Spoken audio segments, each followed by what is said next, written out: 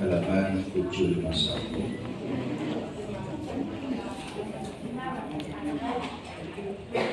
Wa an Iyas bin Abdullah bin Abi Jubair radhiyallahu anhu qala qala Rasulullah sallallahu alaihi wasallam la tadribu ima Allah.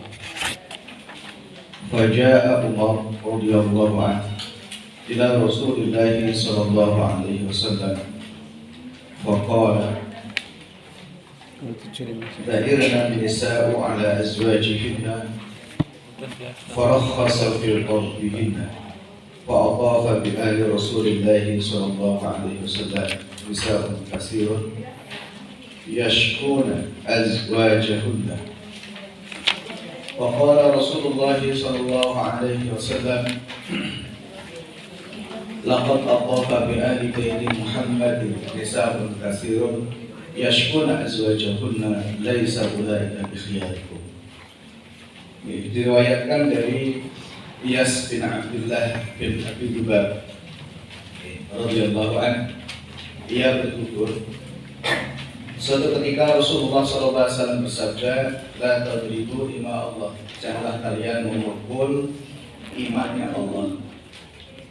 Yang dimaksudkan adalah para wanita hamba Allah Subhanahu wa ta'ala. Kemudian Umar mendatangi Rasulullah SAW dan mengadu,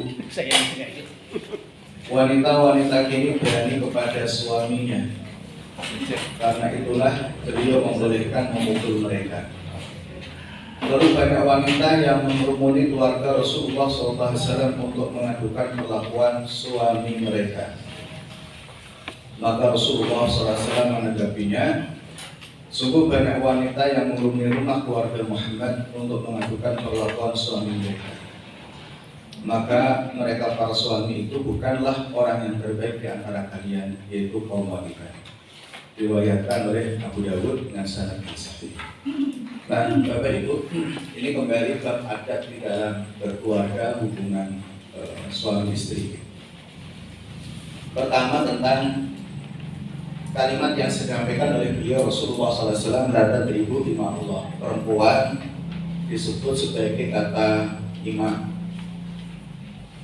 Salah satu tradisi yang terjadi di bangsa Arab saat itu, kata imam Allah itu adalah penghargaan, sebutan penghargaan. Kadang-kadang disebut namanya amadillah.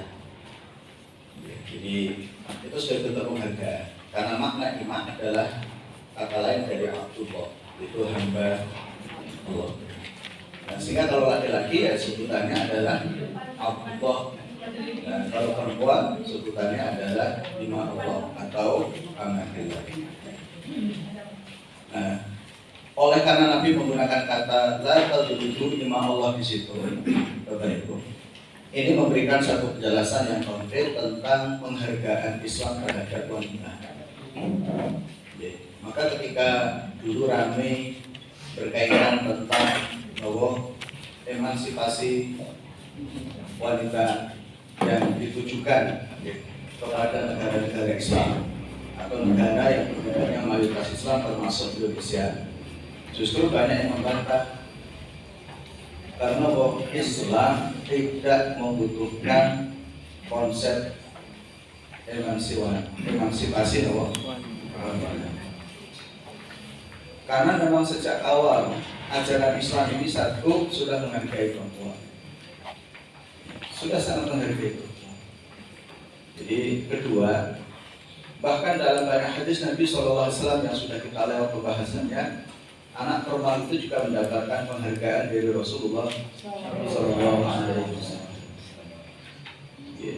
Dan tentu ketiga, perempuan ini adalah bagian terpenting dari pilar masyarakat, pilar keluarga. Di dalam bab beramal soleh tidak ada yang lebih istimewa laki-laki atau perempuan. Tetap Al-Quran mengatakan inna akramakum indallahi atqakum. Sehingga Allah Subhanahu wa ta'ala melalui lisan Rasulullah SAW, Rasulullah menceritakan ada 4 wanita terbaik atau 5 wanita terbaik di muka bumi. Salah satu di antaranya adalah istri Fir'aun, yaitu Asiyah binti Muzahim. yang menjaga kehormatannya dimuliakan oleh Allah Subhanahu. Demikian pula juga Maryam mendapatkan keistimewaan dari Allah Subhanahu wa taala. Kemudian adalah Khadijah dan kemudian adalah Aisyah radhiyallahu anha. Nah, ada yang berpendapat termasuk di dalamnya adalah Fatimah Az-Zahra. Itu juga di antara wanita yang istimewa. Nah, yang nomor 6 panjenengan Sumayyah itu. Jadi Bapak Ibu, itu sebenarnya memberikan satu penjelasan bahwa ada wanita-wanita yang diistimewakan oleh Islam, wanita yang diistimewakan oleh Quran, wanita yang diistimewakan oleh Rasulullah SAW. Nah, di dalam beramal soleh pun tetap Al-Quran mengatakan inna akramakum indallahi atqakum.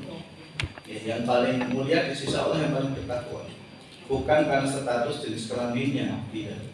Nah, hanya saja Bapak Ibu, ada aspek sosial yang ini berhubungan dengan tanggung jawab, amanah, tanggung jawab dan amanah. Ketika Al-Quran mengatakan ar-rijalu qawwamuna 'alan nisa, yang seringkali Abu sanad bahwa kata qawam itu bukan berarti kebolehan seorang laki-laki di dalam rumah itu untuk melakukan kezaliman atau penindasan terhadap perempuan yang ada di dalam rumahnya. Tidak. Jadi kata qawam itu adalah al-qa'im bi umuri baiti, orang yang bertanggung jawab terhadap semua urusan rumahnya. Itu adalah laki-laki. Dan wanita di situ bukan hanya istrinya, bisa jadi adalah anak perempuannya, bisa jadi adalah ibunya, bisa jadi adalah kakak atau adik perempuannya, bisa jadi adalah bibinya, bisa jadi adalah neneknya dan seterusnya. Jadi ar-rijalu qawwamuna 'alan nisa, kata nisa itu adalah perempuan yang ada di dalam rumah tersebut. Sehingga siapapun laki-laki itu punya tanggung jawab. Nah, salah satu di antaranya adalah tentang perwalian nikah. Salah satu di antara tentang perwalian nikah. Jadi ketika seorang ayah itu yang berkewajiban untuk memberikan perwalian terhadap anak perempuannya misalnya, ketika itu tidak ada, maka boleh saudara laki-laki yang ada di dalam rumah tersebut. Atau kemudian saudara laki-laki dari ayahnya, Pak. Atau kemudian juga boleh saudara sepupu kalau memang tidak ada, walaupun saudara sepupu dari jalur ayah tentu itu bukan lagi mahram, tapi sebagian ulama membolehkan itu menjadi wali. Ketika memang sudah tidak ada lagi, baru yang terakhir disebut namanya wali. Nah, maka muncul satu pertanyaan begini, kenapa wali nikah itu adalah harus laki-laki, dan kenapa perempuan menikah itu harus pakai wali? Babnya adalah tanggung jawab ini tadi, amanah. Jadi tugas dan tanggung jawab seorang laki-laki adalah melindungi perempuan yang ada di dalam rumah tersebut. Jadi, nah, sehingga apa yang disampaikan oleh Rasulullah SAW di sini tentang la tadribu ima Allah itu adalah ketegasan bahwa seorang suami di dalam rumah tidak boleh melakukan pemukulan terhadap perempuan yang ada di dalam rumah tersebut. Apalagi istrinya, apalagi istrinya, maka itu tidak diperkenankan. Karena semua anggota keluarga di dalamnya itu harus dilindungi, harus dijaga. Yang itu sudah menjadi ketentuan syariat Allah Subhanahu wa ta'ala. Nah, kemudian berikutnya tentang tradisi. Saya tidak tahu apakah ini ada tradisi di bangsa Arab saja saat itu ketika hadis ini muncul gitu. Memang ada satu kebiasaan tradisi jahiliyah bahwa perempuan itu menjadi makhluk yang tidak ada harganya. Maka di dalam Al-Quran itu menceritakan bangsa Quraisy atau bangsa Arab kalau punya anak perempuan itu malu, tapi bangga ketika memiliki anak laki-laki. Alasannya sederhana, bahwa laki-laki bisa diajak berperang, laki-laki bisa diajak berdagang, laki-laki bisa diajak untuk melakukan banyak hal, berbeda dengan perempuan. Tetapi kemudian Islam justru menghapus semua ketertindasan terhadap perempuan. Nah, sedangkan Bapak Ibu, orang kafir itu tidak memiliki syariat, sementara Islam itu memiliki syariat. Maka sesungguhnya Bapak Punten, Islam tidak membutuhkan konsep emansipasi. Nah, ketika umat Islam ini dibawa ke tanah Jawa, ada bangsa Jawa, maksudnya Jawa. Itu kan selalu menggunakan kalimat dulu yang saya sampaikan. Saya tidak sepakat dengan kalimat itu. swarga nunut neraka. Jangan kesel.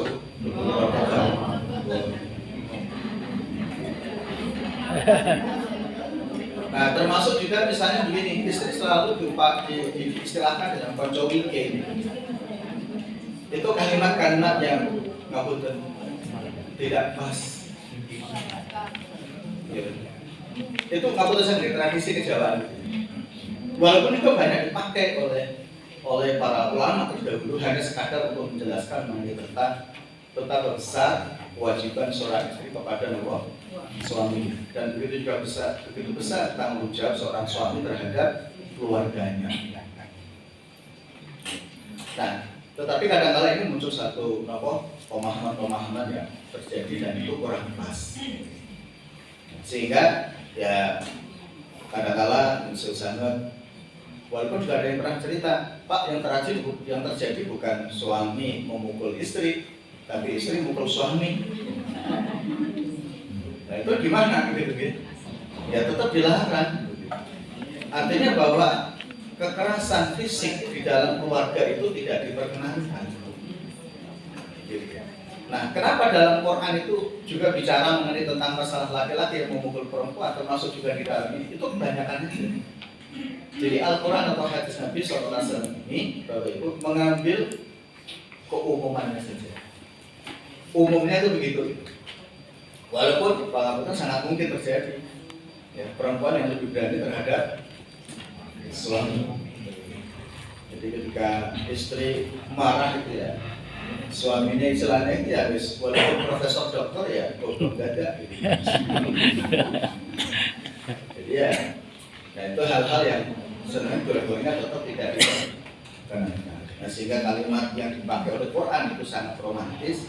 Kunna libasun lakum wa antum libasun lahum.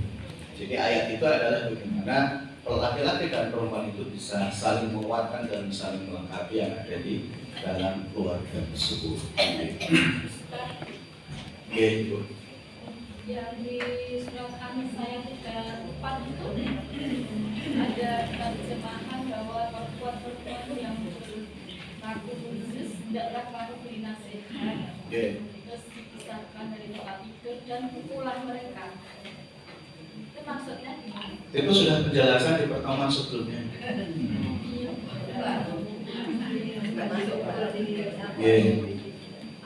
Itu kan ayat atasnya kan tetap al-rijalu qawwamuna 'alan nisa'. Nah, ketika kemudian seorang istri dikhawatirkan atau sudah terjadi atau sedang terjadi, kata nusyus itu adalah itu bahasa sangat lembut dari Quran. Bahasa kasar itu pengkhianatan dalam keluarga. Ketika istri itu sudah berkhianat atau dia sudah keluar dari etika di dalam berkeluarga, seorang suami boleh memberikan sanksi kepada istrinya. Sanksi pertama adalah juruhun nabil mudhajjah, memberi nasihat. Pertama, memberi nasihat. Kemudian sanksi kedua adalah pisah. Saya sekarang juga sudah berpisah dengan istri saya. Istri saya kemana? Saya di sini. Dan yang ketiga adalah mengenai tentang waktu ibu. Memukul di situ yang dulu sudah kita jelaskan. Dan itu sudah ada tafsirnya juga di hadis Rasulullah SAW. Monggo nanti bisa dipesan di pertemuan. Ingat saya ukurannya hadis ya. Nah, ini sudah ada penjelasan.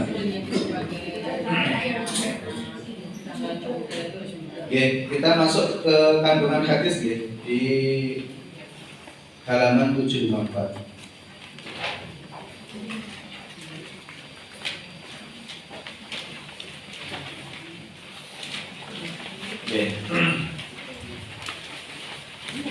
Yang pertama, pukulan adalah salah satu cara mendidik istri yang berbuat khusus. Pukulan memang diperbolehkan, tetapi dengan syarat-syarat berikut. Nah, ini diulang lagi. 1. Tidak boleh melukainya. 2. Hindari memukul wajah dan tidak boleh melakukan sambil mencemooh. 3. Dilakukan setelah pemberian nasihat dan pemisahan tempat tidur. Dan 4. Dimaksudkan untuk mendidik, bukan untuk mencelakai. Jadi kalau memang betul-betul istri itu sudah keluar dari etika berkeluarga. Nah, kemudian begini, ketika seorang suami harus memberikan sanksi kepada istri, pelanggaran seperti apa yang memang boleh melakukan itu seorang suami? Satu, pelanggaran berat dalam syariah. Nah, pelanggaran berat dalam syariah itu apa? Misalnya tidak sholat, menghina, mencela dalam keluarga, tidak menggunakan aspek sopan santun, adab dan etika. Termasuk misalnya sudah melakukan dosa-dosa besar, mungkin bisa minum khamr, mungkin bisa berjudi, mungkin bisa mencuri atau berzina, atau istilahnya adalah perselingkuhan. Nah, kalau terjadi perselingkuhan bagaimana? Kalau di surah An-Nur, ayat yang terkait dengan at-thayyibatu lit-thayyibin, wat-thayyibuna lit-thayyibat, wal-khabithuna lil-khabithat, wal-khabithatu lil-khabithin. Itu para ulama termasuk yang disampaikan oleh Al-Imam Al-Qurtubi dalam tafsirnya Abu Sanad, jika terjadi perselingkuhan dan itu terbukti dan sudah berzina, maka suami wajib menceraikan istrinya. Karena ayat itu termasuk pendapat Imam Al-Qurtubi. Nah, tapi kalau masih dalam konteks tuduhan, jika suami bisa membawa bukti, monggo. Kalau tidak bisa membawa bukti, suaminya yang harus dipenjara. Karena itu adalah tuduhan. Nah, atau kemudian misalnya istrinya yang mengaku telah melakukan proses perselingkuhan itu sampai pada taraf zina. Kalau sudah terjadi seperti itu, yaitu suami. Kalau bagaimana suami memaafkan, monggo. Itu adalah hak kemanusiaan seorang suami. Tapi jika terjadi kedua dan ketiga, maka para ulama mengatakan wajib berpisah. Kenapa? Itu bagian dari hukuman sosial, aspek sosial. Nah, ini pelanggaran syariat. Nah, yang kedua, etika moral masyarakat. Nah, kalau etika moral masyarakat, misalnya dengan tetangganya tidak baik, misalnya ada tamu tapi tidak dihormati, itu etika masyarakat. Maka boleh seorang suami menasihati dengan keras.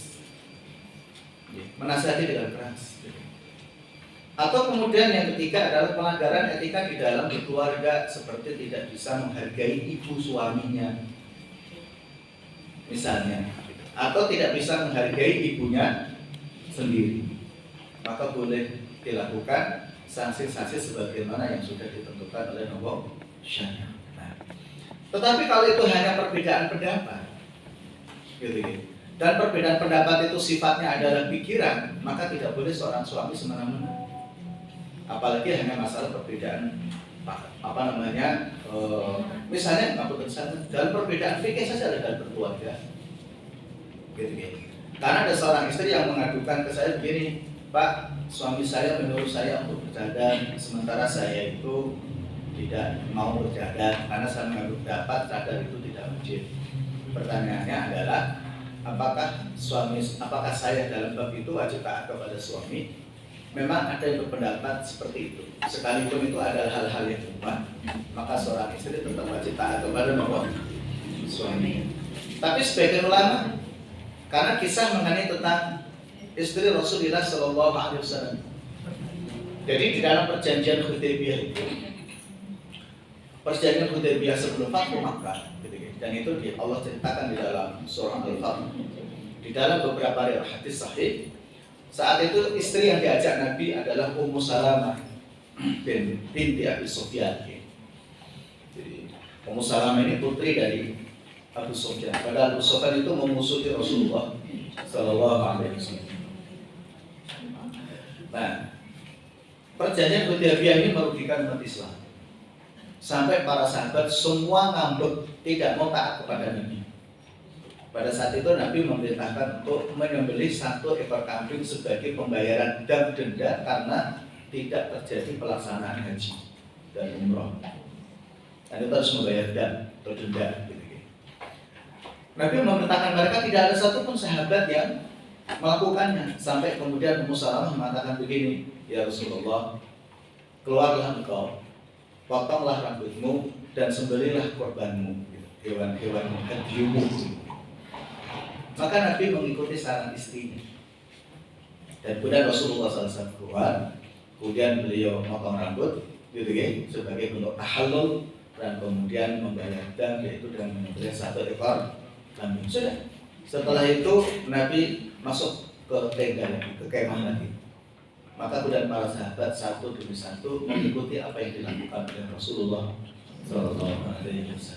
Nah, dari apa yang dinasihatkan oleh Ummu Salamah kepada Rasulullah SAW, disitulah yang kemudian menjadi satu pendapat dalam para ulama. Ya, sekalipun hal-hal yang apalagi hal-hal yang itu sifatnya beda pikiran, beda pendapat, maka boleh dong seorang istri mengajukan pikiran. Oke. Nah, boleh nggak debat suami istri masalah pikiran? Boleh. Debat adu argumen.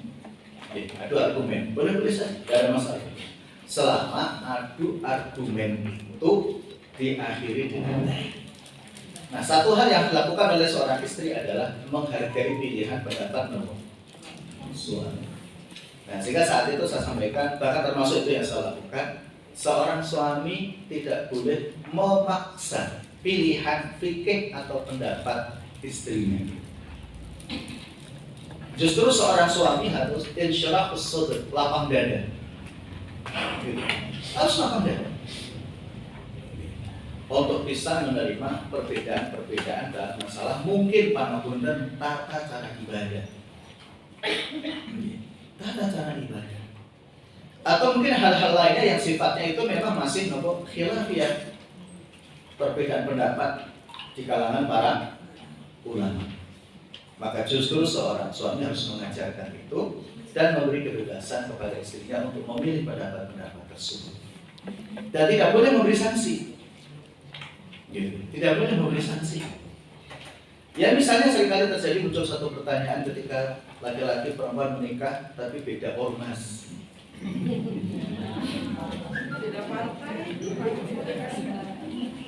Ya, misalnya. Ya. Jadi, tapi realitasnya juga banyak yang bisa berjalan dengan baik tanpa ada masalah. Misalnya begitu. Ya, santri-santri saya itu juga banyak yang misalnya Ibu aktivis Aisyah, gitu kan? Ya, Bapak aktivis di Ansor misalnya. Ya baik-baik saja, gitu kan? Atau kemudian kebalikannya, itu hal-hal yang sifatnya private, personal itu tidak boleh ada saling pemaksaan di antara kedua. Gitu. Kenapa? Karena yang dikedepankan adalah tetap kalimat la ilaha illallah Muhammadur Rasulullah. Jadi itu yang paling pokok. Selama dia masih muslim, selama dia masih beriman kepada Allah Subhanahu wa Ta'ala, tidak ada masalah. Gitu. Ya, jadi saya pernah cerita sama istri, saya dulu pernah berkhayal ketika masa muda punya 4 istri. Istri pertama Salafi, istri kedua Tarbiyah, istri ketiga NU, istri keempat Muhammadiyah. Nah, ini bagus gitu. Jadi ketika mereka debat masalah fikih di rumah gitu, suami tinggal lihat aja gitu kan. Akhirnya asik aja pertengkaran di antara para istri. Istri saya ngangkat dari cerita ini karena sebenarnya itu hanya sekadar memberikan contoh. Karena di dalam bab-bab kefikihan pun para ulama memberikan toleransi yang sangat tinggi. Memberikan toleransi yang sangat tinggi di dalamnya. Nah, itu yang kemudian di sini kembali lagi bahwa seorang suami harus memiliki sifat insyirahus sadr, lapang dada.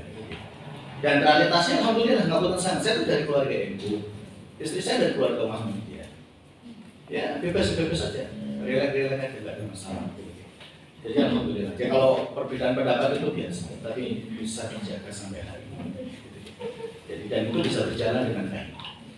Anak-anak dalam berpendidikan juga begitu, alhamdulillah baik-baik saja. Jadi ya dalam bab itu memang saya sampaikan, saya pernah bertanya ke saya, untuk pendidikan anak gimana? Terserah kamu saja. Selama kamu ridho terhadap anakmu dan kamu ridho dia sekolah di mana, terus berguru dengan siapa saja terserah. Yang penting bocah dari wong pinter wong apik soal. Dan selesai. Gitu. Jadi dan hal yang biasa saja. Jadi misalnya kayak praktek-praktek kalau di keluarga besar gitu, karena keluarga saya di kampung itu juga dituduh Muhammadiyah dan dituduh Wahabi gitu. Karena dianggap di Pati sana keluarga saya dianggap anti kalau di masyarakat tahlilan gitu. Tapi alhamdulillah justru malah istri yang kemudian menengahi itu semua dan bisa berjalan dengan baik dan tidak ada masalah. Jadi selama ini perbedaan-perbedaan itu bisa dikelola dengan penuh kedewasaan dan kesabaran. Insya Allah. Nah, Bapak Ibu, dan itu tidak perlu kemudian seorang suami kemudian mengintervensi istri. Aku NU ya begitu melu NU misalnya. Aku Muhammadiyah begitu melu Muhammadiyah misalnya. Ya nggak perlu. Oke.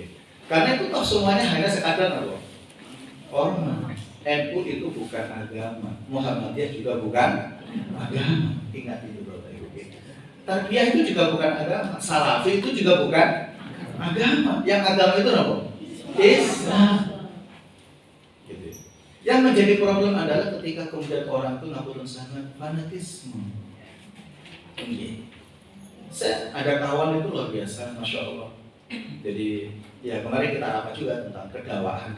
Jadi perspektif dakwah di Jogja kita diskusi. Nah beliau itu cerita gitu. Jadi ibunya itu salah satu keluarga kiai yang memiliki pondok pesantren di Jogja. Saya tidak perlu sebut nama pesantrennya. Tapi beliaunya itu aktivis Muhammadiyah. Beliau, saya pengurus pesantren Muhammadiyah Pak. Gitu. Dan ibu antum gimana? Nggak ada masalah. Bapak saya juga pengurus Muhammadiyah gitu. Dan ibu saya juga pengurus NU gitu. Ya, realitasnya bisa berjalan dengan baik. Ada nggak misalkan antum dengan orang tua melihat seperti itu ada perbedaan-perbedaan yang sangat tajam? Ya, kalau itu saya tidak tahu. Tapi yang saya lihat adalah Bapak Ibu saya bisa saling menghargai dan menghormati dan aktif sesuai dengan keyakinannya masing-masing. Selesai gitu. Dan kami tidak pernah melihat Bapak Ibu saya itu bertengkar hanya masalah NU dan Muhammadiyah gitu. Jadi keluarga ibunya juga keluarga ulama-ulama yang memiliki pesantren di Jogja gitu. Jadi realitas itu lebih besar. Artinya begini, potensi dakwah di Jogja ketika kemudian itu bisa disatukan antara pikiran NU dan pikiran Muhammadiyah, insya Allah baik-baik saja. Jadi, walaupun memang kadang-kadang di masyarakat ada yang muncul sengaja untuk memprovokasi. Nah kita Bapak Ibu, terus ngaji ya ini ya ojo percaya kalian provokasi murahan itu, apapun itu. Karena kembali lagi bahwa yang harus kita ambil adalah keislamannya. Kembali ke sini tadi tentang syarat seorang suami boleh memberikan sanksi kepada jadi kembali lagi tentang kanan tadi. Baik, kemudian berikutnya adalah suami adalah pemimpin dalam rumah tangga. Oleh karena itu dia harus menenangkan, ini kalimat penting ini, menenangkan kondisi keluarganya. Seraya membimbing dan mendidik mereka dengan penuh hikmah dan pelajaran yang baik. Itu kalimat penting Bapak Ibu. Kalimat menenangkan. Jadi istiqror di dalam keluarga tersebut. Sehingga salah satu hal yang paling penting menghargai perbedaan itu. Belum lagi nanti tradisi dan budaya. Saya ada kawan dulu dia Jepara, terus istrinya itu Padang. Keluarga istrinya juga keluarga Muhammadiyah, dia di Jepara keluarga NU. Perbedaan tradisi kesukuan, gitu ya. Perbedaan tradisi keluarga dan perbedaan tradisi keagamaan. Ya kalau ketemu saya nggak kali tak guyoni, ini gini kalau gue ya kalau masalah keagamaan nggak ada masalah, cuman memang ada masalah etika saja. Gitu. Nah contohnya apa? Karena orang Padang itu karena suka belak-belakan, nek rasanya dia muni. Nek wong Jawa kan menengsik, dia paling baca sih.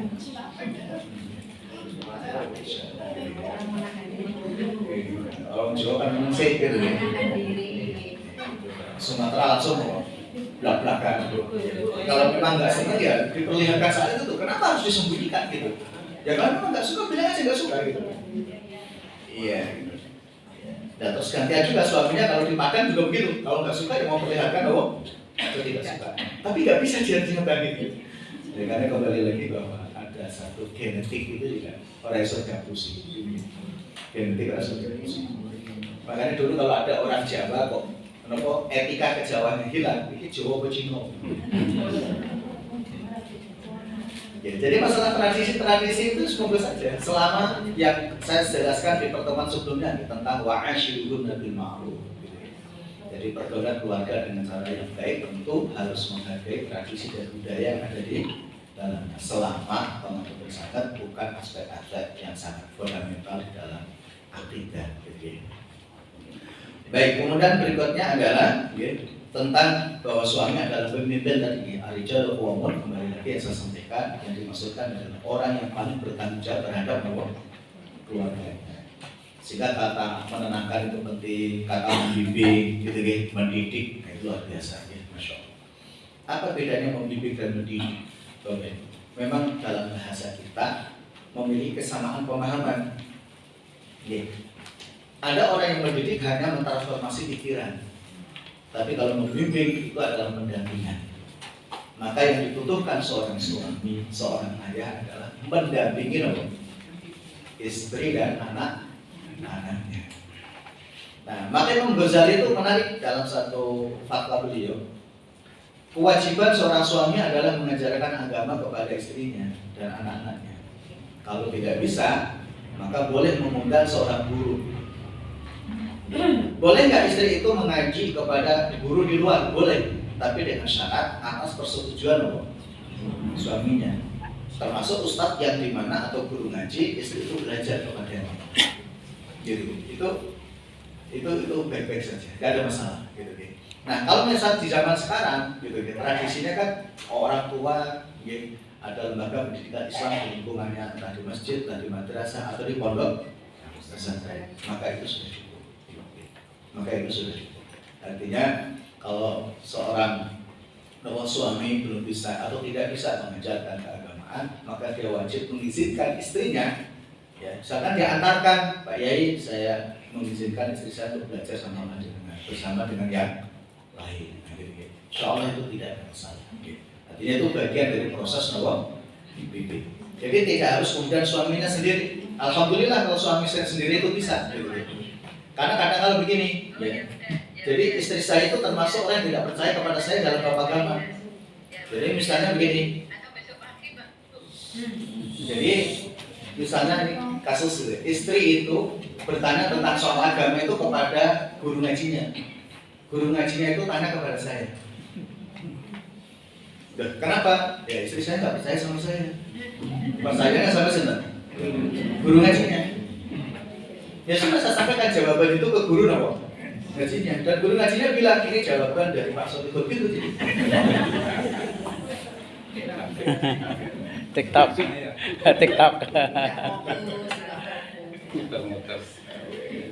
Ya ada masalah, kadang-kadang begitu gitu. Dan saya juga tidak singgung istri saya nggak percaya sama saya dalam bab itu, ya. Saya nggak tersinggung sama sekali. Ya itu urusan masing-masing itu aja. Jadi nggak ada masalah. Sehingga kadang-kadang di dalam beberapa hal itu ya guru ngajinya menyampaikan ke saya gitu kan, Pak ini istri panjenengan begini dan begitu. Oh ya terserah jenengan aja lah, terserah mau disuruh apa aja terserah, jenengan gurunya gitu kan. Ya tapi jenengan suaminya, ya suaminya sudah itu udah nggak apa-apa. Jadi ya tidak masalah. Jadi hal-hal begitu yang penting adalah lapang dada gitu aja. Insya Allah baik saja. Tapi kemudian berikutnya adalah dibolehkan seorang alim atau ulama di situ merujuk kembali fatwa-fatwanya untuk mengetahui akibat dan dampak dari fatwa-fatwa tersebut. Bapak Ibu, Rasulullah SAW dalam beberapa hal yang sampai kepada ulama pernah memberikan isyarat bahwa seorang suami boleh memukul istrinya dengan syarat itu taktik untuk pembelajaran tadi. Maka muncul ayat tadi tentang khusus tadi. Namun di dalam hadis ini oleh sebagian ulama adalah hadis ini sebagai bentuk menasah atau menghapus fatwa Rasulullah SAW sebelumnya bahwa seorang suami tidak boleh memukul istrinya. Nah, kenapa demikian? Kembali lagi Bapak Ibu, ada satu tradisi budaya yang ini tidak boleh dilupakan. Sehingga munculnya fatwa sangat erat kaitannya dengan latar belakang kenapa fatwa itu muncul, termasuk hadis Rasulullah SAW. Maka itulah kenapa para ulama katakanlah di dalam berfatwa yang didasarkan kepada hadis Nabi SAW seringkali adalah melakukan penelitian terlebih dahulu tentang latar belakang dari hadis tersebut. Supaya nopo bisa jadi gitu. Perubahan fatwa itu karena ada perubahan situasi dan keadaan. Dan itu tidak ada masalah. Maka di dalam bab berfatwa ada banyak hal yang seringkali disampaikan oleh para ulama dan sesuatu yang melatar belakangi munculnya fatwa. Kedua, fatwa itu untuk siapa? Dalam keadaan apa? Ketiga, fatwa itu sifatnya terus menerus atau hanya temporer. Ketiga, apakah fatwa ini bisa menjadi rujukan? Gitu. Ini di antara hal-hal yang dalam aspek kefikihan itu para ulama membahas. Ada satu hal menarik yang disampaikan oleh Al-Imam Ibnu Taimiyah rahimahullah tentang taghayyur fatwa, yaitu taghayyur al-asma'i wal makan. Perubahan fatwa itu sangat ketat, sangat mungkin ditentukan oleh waktu dan tempat. Dan itu biasa di kalangan para ulama. Kenapa? Di dalam fatwa itu ada namanya sebab. Apa yang melatar belakangi sebab munculnya fatwa tersebut? Misalnya fatwanya Ibnu Taimiyah, Imam Ahmad bin Hanbal. Imam Ahmad bin Hanbal itu satu hari ketika beliau ditanya, apa hukum memakan makanan sesaji? Nggak sesaji. Fatwa pertama, Imam Ahmad bin Hanbal itu mengharamkan semuanya. Tapi fatwa yang kedua, Imam Ahmad hanya mengharamkan sembelihannya saja. Jadi kalau misalkan dalam sesaji itu ada buah-buahan gitu ya, buah-buahan atau yang tidak ada nyawanya lah, tidak ada unsur nyawa, maka itu diperbolehkan untuk dimakan. Tapi yang ada unsur sembelihannya, maka itu tidak boleh. Karena panduan Bapak Ibu, hewan yang disembelih dipersembahkan kepada selain Allah. Sekalipun cara menyembelihnya itu seorang muslim dan membaca bismillah, tetap perbuatan itu adalah haram. Dan dagingnya tidak boleh dimakan.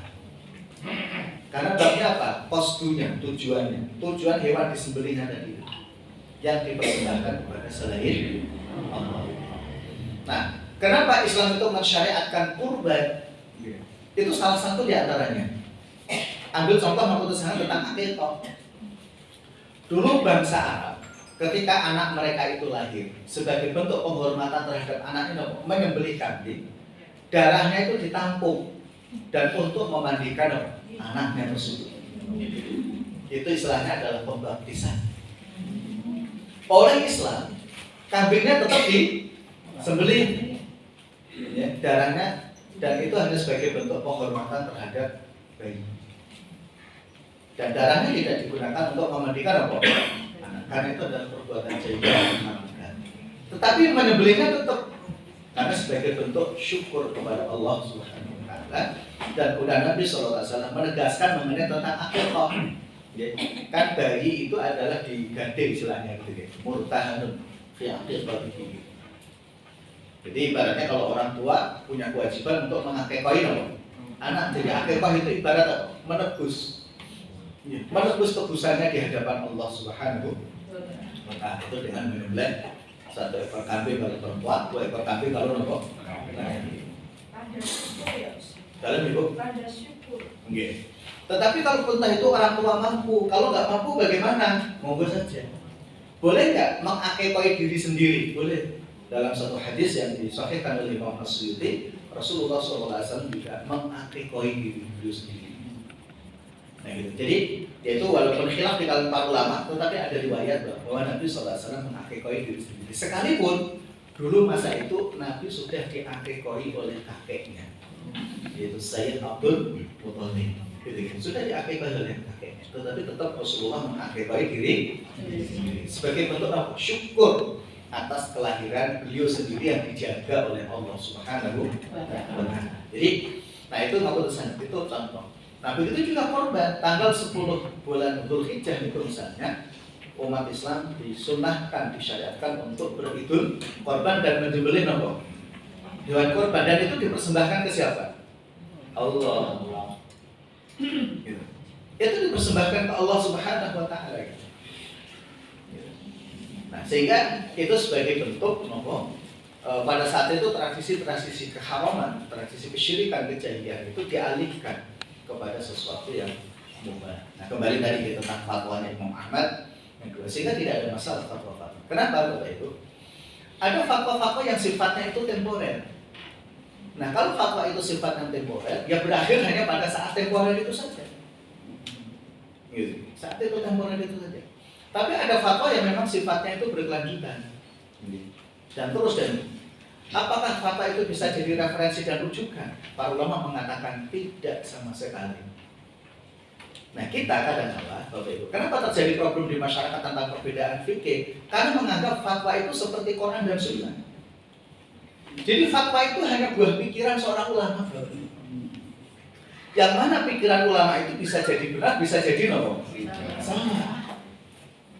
Jadi tidak ada masalah fatwa itu melakukan proses ralat, misalnya peninjauan ulang terhadap fatwa itu tidak ada masalah.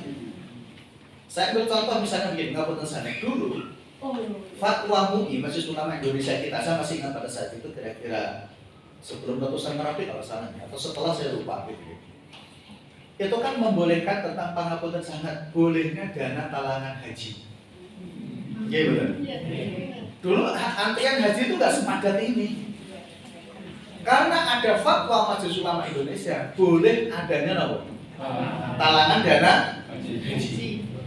Akhirnya banyak orang berlomba-lomba minjem ke Bank Syariah Mandiri atau apa bank-bank lain itu yang sudah disediakan oleh, yang direkomendasikan oleh 5 juta sudah dapat satu kursi. Akhirnya antrian itu melejit.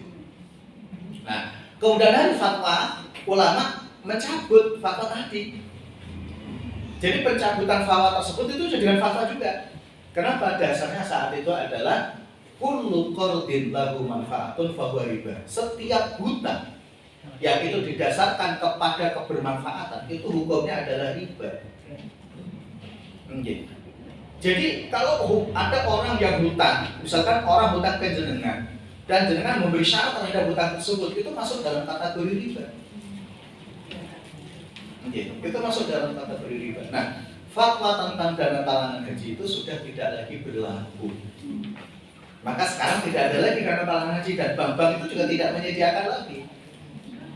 Nah, jadi sudah gitu. Nah, kenapa saat itu juga terjadi? Karena mutualisme saja itu.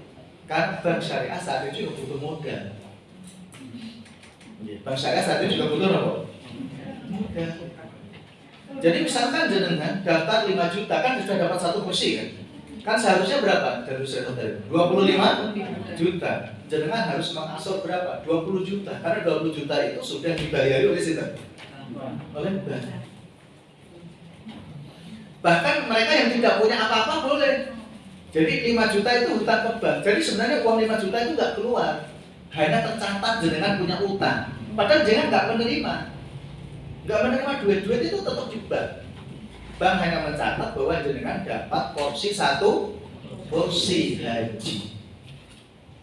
Nah itu kemudian dievaluasi oleh para ulama dan itu dicabut fatwa tersebut. Maka di DSN, Dewan Syariah Nasional itu ada proses pengkajian berulang. Karena tadi itu contoh bahwa ada fatwa yang sifatnya temporer. Nah problemnya kita kadang-kala kembali lagi Bapak Ibu menganggap fatwa itu seperti Quran. Boten. Fatwa itu bukan Quran. Fatwa itu bukan hadis, kan itu buah pikiran saja. Nah, tetapi itu pun sekalipun itu buah pikiran, gitu ya, tidak semua orang boleh berfatwa. Jadi tidak boleh semua orang itu boleh berfatwa, nggak boleh. Jadi orang yang berfatwa harus memiliki syarat di dalamnya. Nah sekarang misalnya muncul satu pertanyaan begini yang seringkali muncul terjadi problem di masyarakat, menurut ya kembali lagi saya sampaikan tidak mengurangi rasa hormat semangat anak-anak muda di dalam berdakwah, tapi sungguh mereka belum layak untuk berfatwa. Walaupun alumni Timur Tengah bergelar LC misalnya, gitu itu belum layak untuk berfatwa bahwa itu. Saya setuju. Bahkan sekarang hari ini doktor dalam bidang syariah pun belum layak untuk berfatwa. Kenapa? Ilmunya belum mumpuni, Bapak Ibu. Nah, sehingga fatwa itu di dalam beberapa negara-negara Islam itu sifatnya sudah kolektif, bukan personal. Kenapa? Karena kolektif itu di situ ada ahli akidah, di situ ada tafsir, apalagi kalau tentang masalah perbankan misalnya, itu harus ada ahli ekonom gitu, dan ahli sosial, ahli hukum, semuanya kumpul jadi satu membahas keluar fatwa. Karena tujuannya itu menyeluruh, Bapak Ibu. Maka seringkali saya sampaikan, fatwa yang paling bagus sekarang ini menurut saya yang dikeluarkan oleh Dewan Syariah Nasional, yaitu di bawah MUI, Majelis Ulama Indonesia, karena dia memiliki legitimasi. Gitu. Atau yang kedua dikeluarkan oleh ormas dan itu mumpuni. Gitu. Artinya kolektif di situ, tidak dikeluarkan oleh individu, personal satu orang. Nah, seringkali jadi problem di situ. Jadi, misalnya seringkali muncul satu pertanyaan tentang apa hukumnya boikot produk-produk yang mendukung Israel misalnya. Itu kan fatwa berseliweran. Gitu. Kok kata Ustaz siapa dikutip, Ustaz siapa dikutip, Ustaz siapa dikutip, Bapak Ibu. Apakah setiap Ustaz itu memiliki kemampuan yang utuh untuk menganalisa semua persoalan? Tidak, Bapak Ibu. Betul. Gitu. Sehingga ada fatwa itu yang sifatnya terbatas. Nah, sifatnya terbatas itu yang macam-macam. Nanti di aspek buku kefikihan itu juga dibahas lagi. Misalnya hanya berlaku kepada orang tersebut, tidak berlaku kepada yang lain. Misalnya saya datang ke ulama, saya minta fatwa, maka fatwa itu hanya berlaku untuk saya, tidak berlaku bagi yang lain. Sekalipun itu dipublikasikan. Kadang-kadang misalkan saya baca fatwa-fatwa para ulama banyak gitu dari berbagai negara. Saya menganalisa dari berbagai macam sosial masyarakat. Termasuk misalnya begini. Satu hal yang sangat penting yang pernah saya sampaikan juga di dalam berfatwa Bapak Ibu ngapunten. Wong NU nek jaluk fatwa ya kudu karo kiai NU. Wong Muhammadiyah nek jaluk fatwa kudu karo ustaz sinten Muhammadiyah. Kalau enggak itu mesti problem. Kenapa? Nah ini lagi loh. Karena setiap fatwa itu punya metodologi. Punya metodologi. Fatwa yang dikeluarkan oleh organisasi yang kolektif yaitu DPR sama MUI untuk saat ini kan ada yang bertentangan itu kita sebagai umat Islam sikapnya gimana? Nah, jadi begini, kalau di antara para mufti itu berbeda pendapat, maka Nabi sudah mengajarkan kepada kita istaghfirullah. Jadi minta kemantapan hati, mana yang akan diikuti. Nah, ketika orang sudah mengikuti salah satu fatwa dan fatwa itu legal dan itu adalah sifatnya kolektif di masa sekarang, maka berjalan dengan fatwa itu. Gitu. Walaupun bertentangan dengan MUI, nggak masalah, karena itu juga ijtihad. MUI itu juga ijtihad. Yang penting pertentangan itu tidak menjadi perseteruan saja. Misalnya begini, ketika dulu ramai mengenai tentang sertifikasi halal, yang sudah berada di MUI yang netral sesungguhnya, tapi diambil alih di pemerintah kemenang. Tidak mengurangi hormat saya kepada mereka yang punya keahlian di bidangnya. Ketika itu kemudian ada kepentingan politik, maka ahli pun tidak bisa ditekan karena kepentingan politik, dan itu yang problem. Nah, sehingga ketika terjadi perbedaan, maka kembali kepada istighfar. Dia termasuk begini, kalau kesana ini misalkan trading atau bitcoin atau apa yang semacamnya itu gitu. Itu kan sampai sekarang masih berkeliaran Bapak itu. Saya sendiri mengambil pendapat tidak gitu. Bahwa itu masuk dalam kategori boron, masuk dalam kategori macam-macam gitu ya. aspek syariah itu belum memenuhinya gitu. Walaupun juga ada yang berfatwa boleh. Nah, satu hal lagi Bapak Ibu, keberadaan seorang ustadz atau keberadaan seorang kiai di satu hal tertentu, ya, yang misalnya hal itu diduga ada syubhat, diduga ada sesuatu yang haram, bukan berarti keberadaannya itu adalah menghalalkan objek tersebut. Contoh keputusan dulu ketika di awal-awal tahun 2000-an itu kan muncul namanya multi level marketing. Masih ingat ya, di awal tahun 2000-an. Jadi 26 tahun yang lalu. Sehingga seringkali orang mengatakan begini ketika ada yang menawarkan saya tentang multi level, misalnya dulu ada Ahadnet, ada MKNet, ada apa nih? Apa? Macam-macam lah gitu kan. Yang dulu yang dianggap syar'i itu kan Ahadnet sama MKNet. Gitu. Saya ngobrol sama teman-teman juga, wah ini nggak benar gitu. Nah, tapi selalu mengatakan begini, Ustaz, di situ ada Ustaz Kabir. Ya, sekalipun di situ ada Ustaz Kabir, bukan berarti sesuatu yang syubhat menjadi halal.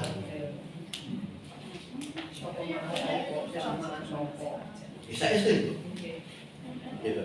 Keputusan saya sebut dulu ada namanya apa yang dikelola oleh Ustaz Yusuf Mansur ya, gitu ya.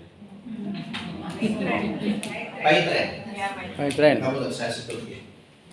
Ya dulu ketika masuk di Jogja itu kan banyak yang kepencut. Jadi saya datangi salah satu PJ-nya Jogja. Saya tanya begini, Ustaz, ini sebenarnya modelnya gimana dan yang dijual itu apa, produknya apa, kalau itu model level seperti apa dan bagaimana, gitu kan? Saya nggak tahu Pak. Lah jangan PJ Jogja ini, kok jangan nggak tahu gimana? Gitu. Nah saat itu saya masih ingat, kalau saya ingat tahun 2008 itu saya ke rumahnya Ustaz Yusuf Mansur. 2008 nginep di rumahnya semalam. Jadi dijamu oleh beliau yang luar biasa. Saat itu beliau di bawah pesantren yang ditantang itu. Lagi tenar-tenarnya dulu saat itu tentang keajaiban Allah.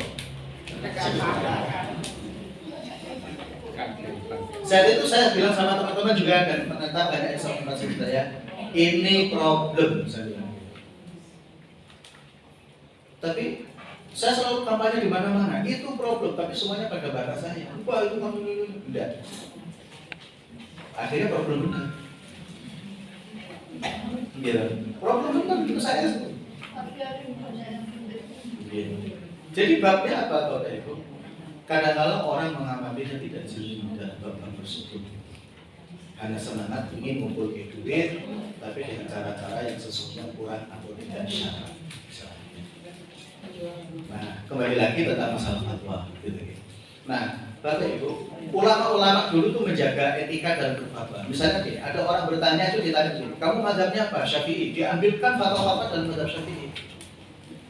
Kamu mazhabnya apa? Hambali, gitu. Diambilkan fatwa dalam mazhab Hambali dan tanpa mencela sama sekali. Etika itu yang tidak terjadi di masa sekarang, Bapak Ibu. Orang pun bisa. Sehingga misalkan, jenengan bisa saja bertanya tentang A misalnya ke berbagai macam ustadz yang lain, itu mesti akan mencela fatwa-fatwa sebelumnya atau fatwa yang sudah ada itu nggak benar fatwa itu gitu. Ada satu kaidah yang masyhur di kalangan para ulama Bapak Ibu. Ini satu kaidah yang membuat dari ini tentang masalah fatwa. Al-ijtihad la yunqadu bil ijtihad.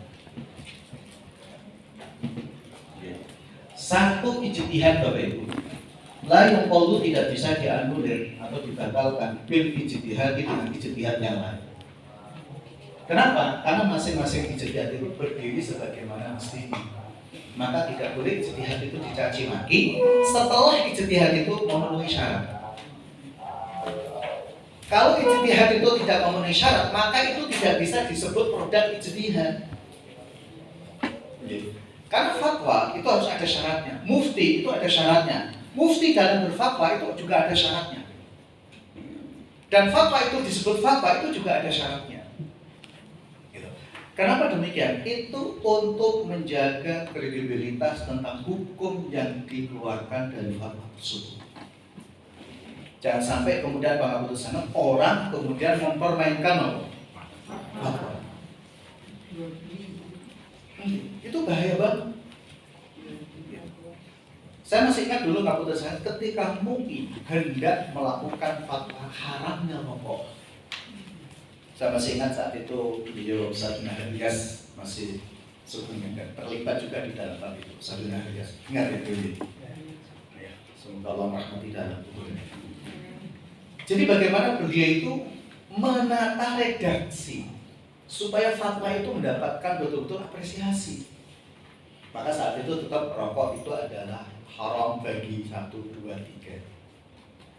Kenapa didefinitifkan? Karena memang itu bahayanya lebih besar. Bahaya sangat besar. Dan memang secara umum rokok itu dari dulu menjadi perdebatan tentang hukumnya. Tapi tidak ada satupun ulama yang mengatakan rokok itu mubah. Saya setuju. Sekalipun mereka para perokok, para kiai rokok itu tahu hukumnya itu nggak mubah. Gitu. Minimal itu adalah makruh. Dan makruh itu terbagi jadi 2 itu. Ada namanya makruh tanzih, ada namanya makruh tahrim. Nah, hukum tertinggi dari rokok itu adalah nomor haram karena dilihat dari sisi aspek bahayanya. Dan itu sudah dikaji oleh para medis. Oke. Kemarin ada teman kena paru-paru bukan karena rokok, tapi karena perokok pasir misalnya. Karena lingkungannya itu perokok. Oke, saya setuju. Maka saya itu fatwa ini nggak komplit dalam begitu jawab bersama teman-teman sih. Fatwa ini nggak seharusnya ketika rokok itu diharamkan, penghisap rokok juga haram. Maka dan sekarang ramai tentang vape. Vape itu haram enggak? Kata para ahli itu, vape itu lebih berbahaya daripada rokok itu sendiri. Iya, terus. Artinya kalau keharaman alasannya itu ya, garis ya. Maka vape itu lebih berbahaya daripada rokok. Tapi itu sudah menjadi gaya tersendiri saya sih. Lah Pak, tapi vape itu kan herbal gitu loh. Emang rokok tembakau itu nggak herbal? Iya benar. Iya. Justru kalau kalau alasannya adalah bahaya, maksudnya sana tembakau yang sudah tersaring oleh pabrik, maksudnya sana gitu. Seperti misalnya rokok jarum dan apa dan macam-macam. Mbak Yu ipar saya itu kerja di Jarum, sehingga saya sering kali tanya tentang prosesnya. Mbak Yu ipar saya itu kerja di Jarum. Jadi dia tahu menceritakan semua prosesnya, itu jauh lebih aman, maksudnya sangat ya. Tembakau. Makanya kan tembakau ketika sudah dibuat rokok rokok itu sudah melalui proses screening yang ketat. Beda dengan vape. Itu hanya kimiawi. Ibaratnya begini, jenengan minum kopi asli dengan minuman yang rasa kopi, tapi bukan kopi. Kira-kira lebih berbahaya mana? Rasa kopi.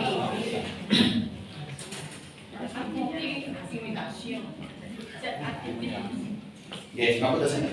Jadi kembali ke sini tentang al-ijtihad la yuqadu bil ijtihad. Nah, sehingga begini. Ijtihad yang satu ijtihad itu yang tidak bisa dianulir oleh ijtihad yang lain. Sekalipun itu produk dari satu orang. Jika memang orang itu layak di dalam berijtihad. Misalnya seperti beliau Imam Asy-Syafi'i. Imam Asy-Syafi'i itu punya namanya qaul qadim dan qaul jadid. Qaul pertama kali beliau yaitu ketika beliau berada di Irak.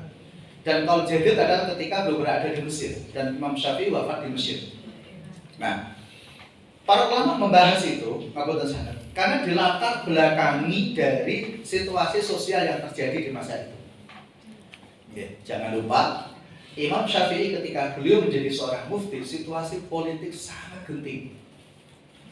Peralihan kekuasaan dari dinasti Umayyah ke dinasti Abbasiyah.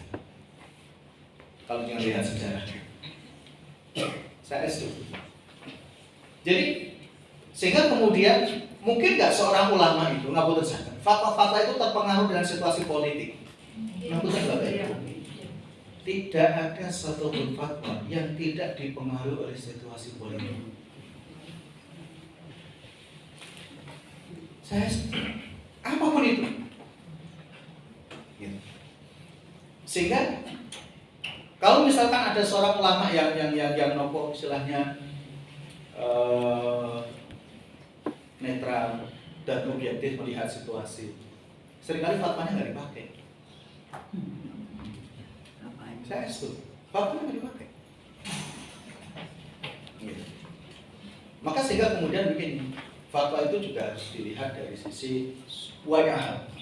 Nah, kembali lagi Bapak Ibu, bahwa seorang ulama yang memang dia punya kapasitas berfatwa, maka boleh merujuk kembali atau menganalisa kembali atau meninjau kembali fatwanya tanpa membatalkan fatwa sebelumnya.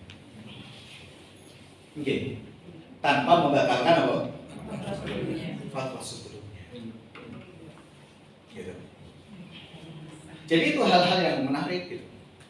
Yeah. Nggak betul saya misalnya ini diskusi lepas momen, ini tambahan keterangan. Saya pas haji tahun 2016 itu bersama dengan salah satu putra kiai di Semarang. Jadi satu kamar saya dengan seorang Gus gitu, sama kiai yang luar biasa, wawasan ilmunya luar biasa. Gitu. Beliau bercerita kan keluarga besar saya itu juga akrab dengan keluarga Mbak Ahmad Dahlan. Nah gitu. Cerita gitu. Jadi simbah saya itu dulu adalah teman akrabnya Mbak Ahmad Dahlan. Dan simbah saya itu masih menyimpan tulisannya Mbah Ahmad Dahlan, Mbah Tutot istilahnya. Benar atau tidak Allah alam. Saya lihatkan fotonya.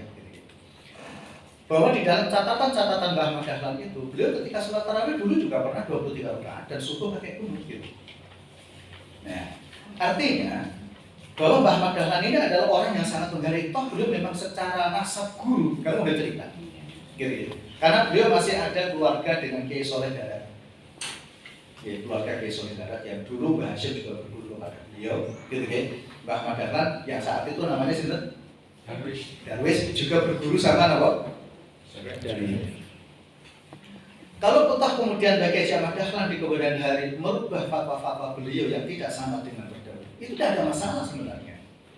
Yang problem adalah ketika itu dibenturkan karena situasi politik, dan itu yang terjadi. Sehingga dulu seakan-akan NU dan Muhammadiyah itu selalu apa? Dia betul. Saya masih ingat dulu di Kudus itu kalau ngaji dengan Pak Kiai saya selalu mencontohkan aliran sesat itu Muhammadiyah. Apa betul? Saya tidak tahu. Udah cocok-cocok Muhammadiyah. Apa betul? Ini cerita lepas lagi. Saya itu kan panitia di pesantren dan sekaligus di Madrasah Sari itu ketua panitia peringatan Roja. Gitu ya. Nah, saya itu mengecat kembali pagar sekolah dan pagar pondok sekaligus. Catnya itu warna biru. Langsung saya dipanggil sama Pak Yai. Kuwi catnya sopo?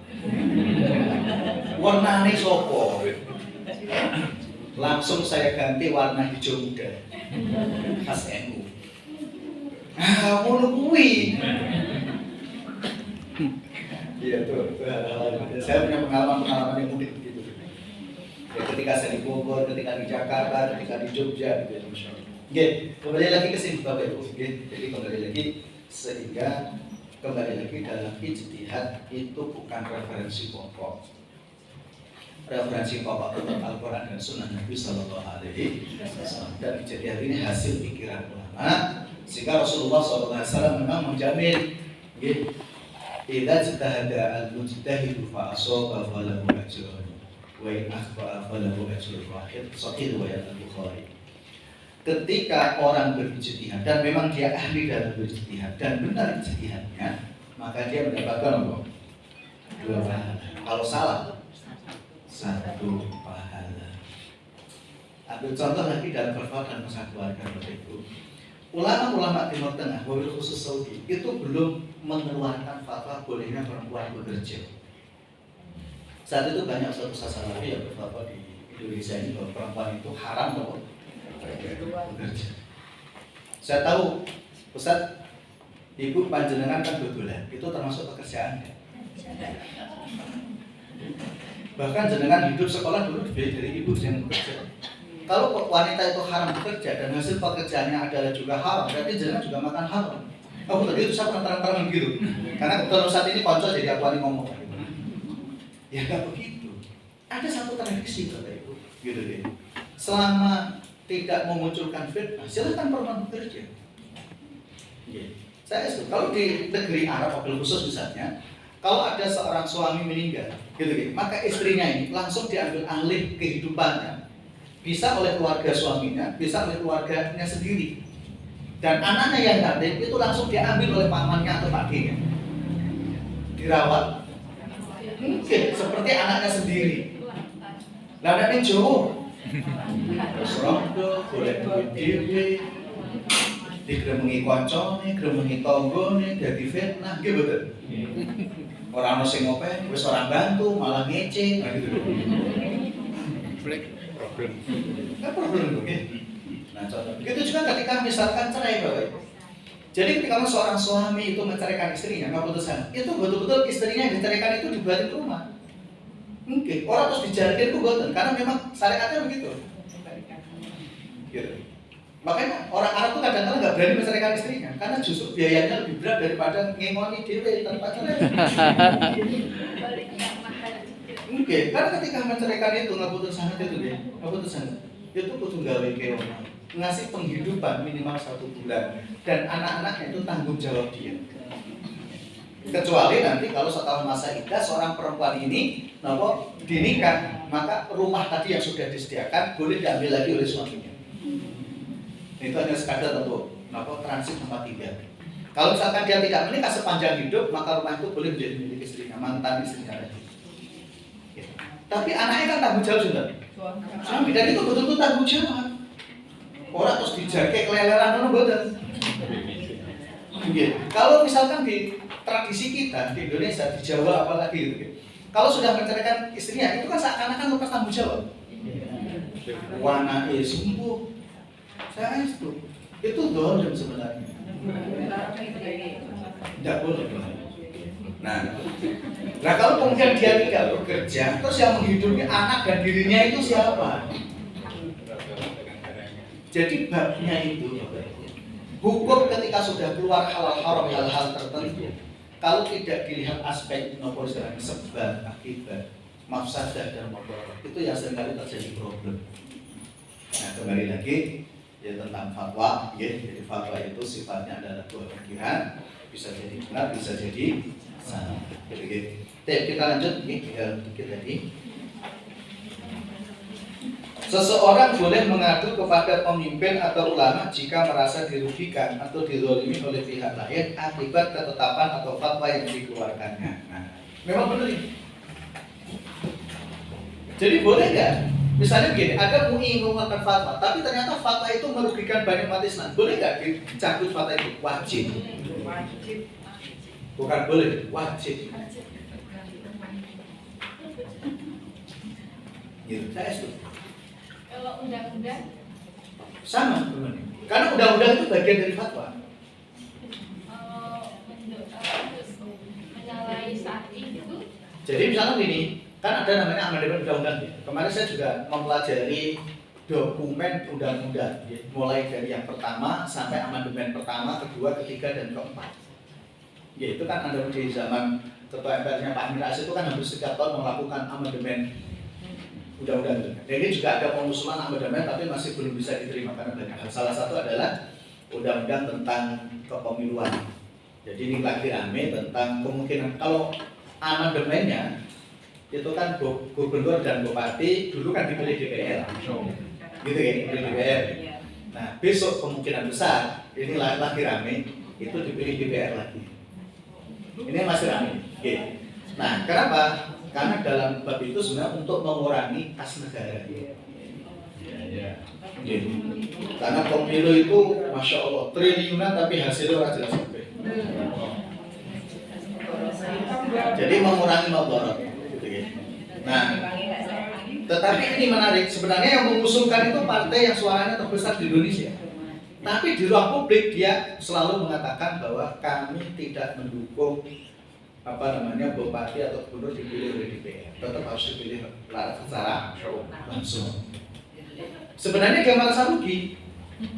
Kalau dipilih DPR langsung dia menang, karena dia merasa suara terbanyak. Inilah kira saya setuju. Jadi memang permainan politik ini masya Allah. Dengan sing ada timur saya sudah terprovokasi dan sebagainya. Oke, jadi masya Allah. Saya setuju. Saya kemarin seharian ketemu teman-teman ngobrol panjang soal dakwah dan dikaitkan dengan pertumbuhan politik di masa yang akan datang. Ya, termasuk sekarang lagi rame Amerika macam-macam dan luar biasa. Indonesia yang sekarang mendapatkan pujian gitu. Ya, jadi Indonesia sekarang lagi naik levelnya di dunia internasional gitu ya, Masya Allah. Dan itu memang juga ada peran fatwa-fatwa di dalamnya, jadi luar biasa gitu ya. Nah, lalu hal kembali lagi bahwa fatwa itu boleh dibatalkan dan seseorang boleh mengajukan gugatan tentang fatwa tersebut, tapi dengan cara yang baik gitu ya. Nah, baik, kemudian berikutnya adalah pengaduan yang dizalimi tidak dianggap ghibah. Nanti ngapun saya panjenengan lihat di Riyadhus Shalihin juga tentang bab haramnya ghibah. Di situ ada 6 poin yang disampaikan oleh Imam Nawawi, ghibah yang tidak dosa. Artinya tidak semua ghibah itu dosa. Nah, salah satu ghibah yang tidak dosa adalah ngerasani pemimpin. Yang pemimpin itu menjadi sebab masyarakat itu terzalimi karena kebijakannya. Di medsos